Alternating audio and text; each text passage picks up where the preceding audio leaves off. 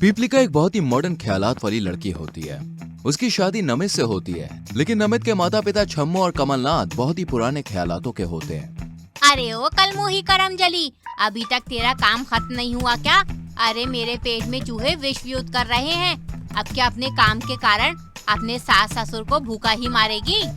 Yes yes, I will definitely share the mails.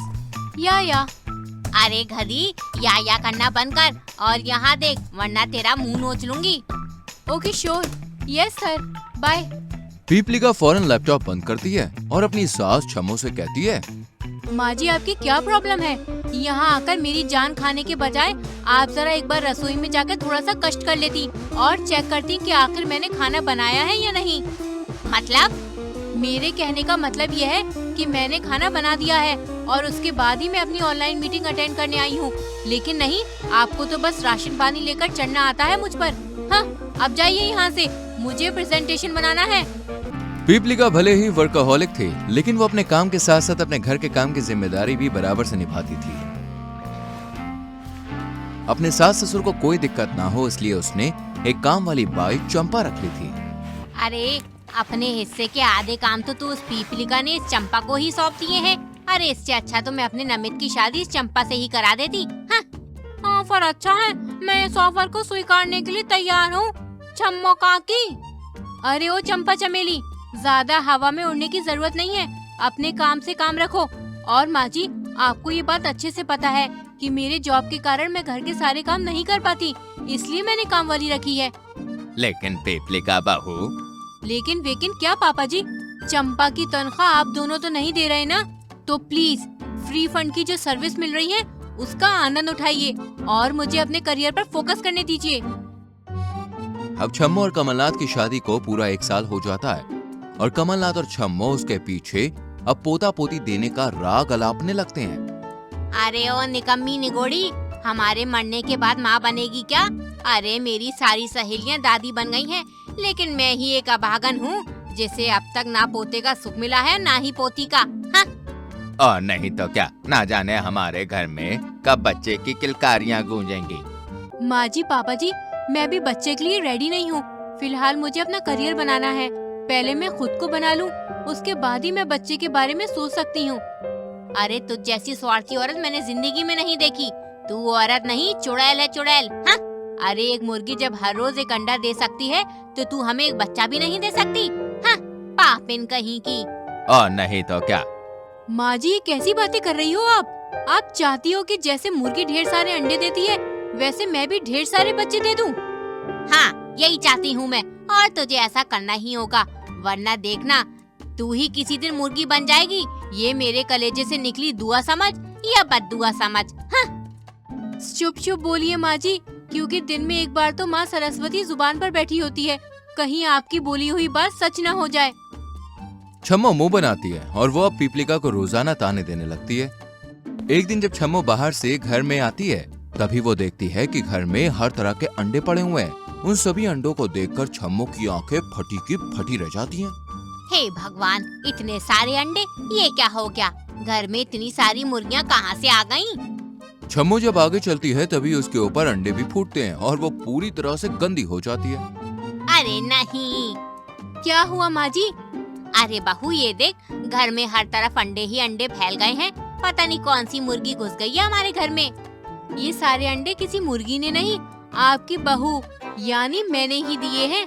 आपको मैंने कहा था ना, दिन में एक बार तो सरस्वती माँ जुबान पर बैठती हैं।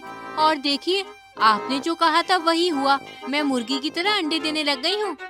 आओ सिखाऊं तुम्हें अंडे का फंडा, ये नहीं प्यारे कोई मामूली बंदा, इसमें छिपा है जीवन का फलसफा। पीपलिका घर में जहाँ भी बैठती है वहाँ अंडे देती है। ये देखकर सभी घर वाले बिल्कुल चौंक जाते हैं। अंत में पीपलिका सबके पास आती है और उन्हें सच बताती है कि ये सब उसका एक नाटक है। नाटक था? लेकिन क्यों? घर में इतने सारे अंडे को देखकर आप और पापा जी और नमित तीनों भौचक्के रह गए। यही होगा अगर मैं बच्चा पैदा कर लूं। माँ जी आप भी एक माँ हैं और आपको भी पता है कि एक बच्चे को चाहे उसके पिता का प्यार मिल जाए या फिर उसके दादा दादी, बुआ फूफा, नाना नानी, मामा मामी सबका प्यार मिल जाए, फिर भी वो सिर्फ एक इंसान के प्यार के ही लिए हमेशा तरसता है। वो होती है उसकी माँ। पापा जी, आपने नमित को पाल पोस कर बड़ा किया, उसके लिए सारी सुख सुविधाएं प्राप्त कराई। अभी नमित और मैं दोनों भी अपने जीवन में मेहनत करके आगे जा रहे हैं, तो आप ही बताइए, ऐसे में मैं बच्चा कैसे पैदा करूं? शायद पीपलिका सही कह रही है। ये जो आज कर रही है, ये हमारे बच्चे के फ्यूचर को सिक्योर करने के लिए ही कर रही है। और आप दोनों को किसने कहा कि वक्त निकल जाएगा? अरे माँ जी, आप तो अब भी जवान हो, आपको अपने पोता पोतियों का तो क्या, अपने परपोता और परपोतियों का भी सुख मिलेगा। माँ जी, एक बच्चे को सिर्फ पैदा ही नहीं किया जाता, उसकी परवरिश के लिए माता पिता दोनों को समय देना पड़ता है, उसे सारी सुख सुविधाएं भी देनी पड़ती हैं। छम्मू और कमलनाथ पीपलिका की बातों को सुनकर मान जाते हैं और उन्हें समझ में आ जाता है कि पीपलिका गलत कह रही है, और उन्हें समझ में आ जाता है कि पीपलिका गलत नहीं कह रही थी। पीपलिका, बहू मुझे माफ कर दे, लेकिन तू सही कह रही है। तेरी जब मर्जी हो तू माँ बन जाना, मुझे उससे कोई एतराज नहीं है। हाँ पीपलिका बहू। और इसी के साथ पूरा परिवार हंसी खुशी साथ रहने लगता है। करीना की शादी इंदर से होती है। जब वो ससुराल में आती है तभी वो ये देखकर हैरान हो जाती है कि उसकी विधवा सास मोनिका स्टाइलिश फैंसी ब्रांड्स के छोटे छोटे कपड़े और जूते पहने हुए होती है और एकदम मॉडर्न मिजाज की होती है। What's my name? What's my name? My name is Monica. Monica की जवानी। I'm just sexy for you. मैं तेरे हाथ ना आनी। हो माय गॉड सासू माँ, मैंने आपको बुझी हुई चिंगारी समझा था, लेकिन आप तो एकदम मॉडर्न पटाखा निकली। यस बहू, और हाँ, मुझे ये गवारों की तरह सासू माँ कहकर मत पुकारो, मुझे मॉम जी कहकर पुकारो। It sounds more sexy, you know? Okay mom ji. बुढ़ापे में इस बुढ़िया की जवानी एकदम ज्वालामुखी की लावा की तरह फट रही है और बाहर निकल रही है। अपने स्वर्गवासी पति की जायदाद पर राज कर रही है ये, और क्या चाहिए इसे? अगले दिन करीना देखती है कि उसकी सास मोनिका बहुत ही छोटे कपड़े पहनकर कहीं जा रही होती है। तभी माँ जी, कहाँ निकली आपकी सवारी? जरा मुझे भी तो बताओ, हॉटनेस की दुकान बनकर किस व्यापारी का दिल लूटने जा रही हो? माइंड योर लैंग्वेज बहू, और तुझे क्या करना है? कल मुही काली बिल्ली की तरह मेरा रास्ता काट रही है। चल हट यहाँ से, मैं क्लब में पार्टी करने जा रही हूँ। ठीक है बाबा, ठीक है, इतना क्यों तिल मिला रही हैं? हाँ, बहू के बारे में तो कोई सास कभी सोचती ही नहीं है। मन करता है दुनिया की सारी सासों का एक साथ ही कत्ल कर डालूं। लेकिन असलियत में मोनिका क्लब में पार्टी करने नहीं बल्कि अपने आशिक से मिलने जाती है। दरअसल करीना की सास मोनिका एक शुगर मॉमी होती है और वो जवान लड़कों को पटाती है और उनके साथ डेट करती है। ये लो बेबी, तुम्हारे लिए ये महंगा परफ्यूम और ये ढेर सारे गिफ्ट लेकर आई हूँ। और हाँ, ये अंडरवियर भी मैंने खास तुम्हारे लिए मंगवाए हैं, ब्रांडेड हैं। इसे पहनकर तुम और भी हॉट एंड सेक्सी लगोगे। वाह, ये सारे गिफ्ट्स भी एकदम हॉट एंड हैपनिंग है, बिल्कुल तुम्हारी तरह जाने मन। Thank you baby.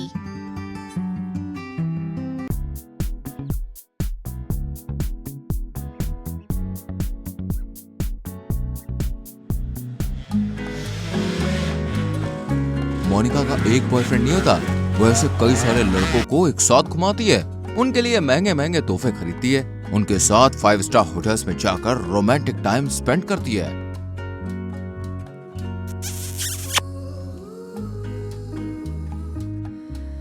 पिया तू अब तो आजा, शोला सामन के आके भुजा जा।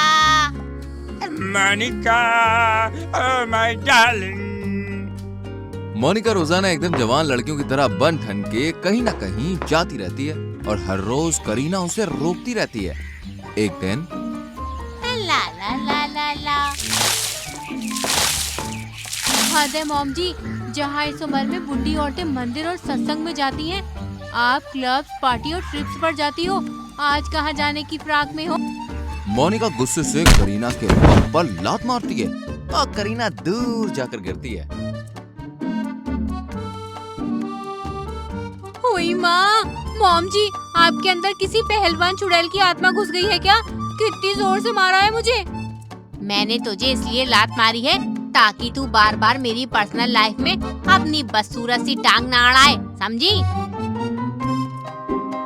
मोनिका इतना कहकर एटीट्यूड में कमर हिलाते हुए जाती है और करीना गुस्से से आग बबूला हो चुकी थी। अच्छा जी, बहुत तेवर आ गए हैं ना इसमें। इसकी सारी जवानी का बुखार मैं एक ही बार में उतार दूंगी, लेकिन अभी फिलहाल के लिए मुझे ये पता करना है कि ये आखिर रोजाना जाती कहाँ है और क्या है इसकी पर्सनल लाइफ का राज। बेवकूफ चुड़ैल बुढ़िया, मार मार कर भरता बना दूंगी एक दिन इसका। करीना मोनिका पर 24 घंटे नजर रखती है। वो 1 से 2 बार उसके पीछे भी जाती है, ये पता करने कि आखिर वो कहाँ जाती है, लेकिन वो पता नहीं कर पाती है। फिर एक दिन जब करीना और इंदर 2 दिनों के लिए कहीं घूमने जाते हैं, तभी मोनिका अपने न्यू बॉयफ्रेंड शैंकी को घर पे बुलाती है। ओह मोनिका डार्लिंग, तुम इन छोटे कपड़ों में आग लगा रही हो आग। अब जब घर में कोई नहीं है तो हम अपने रोमांस की गाड़ी को शुरू करें या नहीं? वेट बेबी, मैं तुम्हारे लिए गिफ्ट लेकर आई हूँ, अभी लेकर आती हूँ।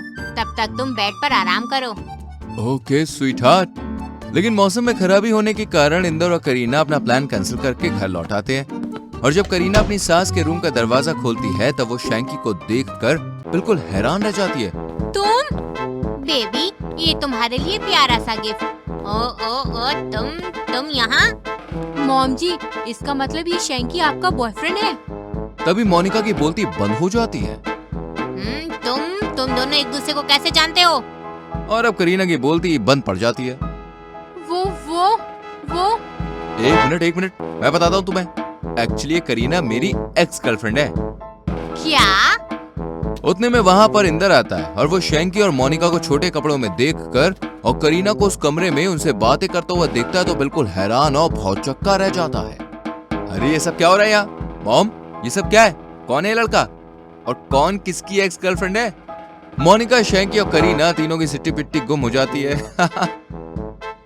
भाई आपको क्या लगता है, क्या इंदर को पता चल जाएगा अपनी मॉम की शुगर मॉमी होने का सच? और तो और डेट पर भी जाते हुए देखती है। और अगर पता चल गया तो क्या बवाल होगा।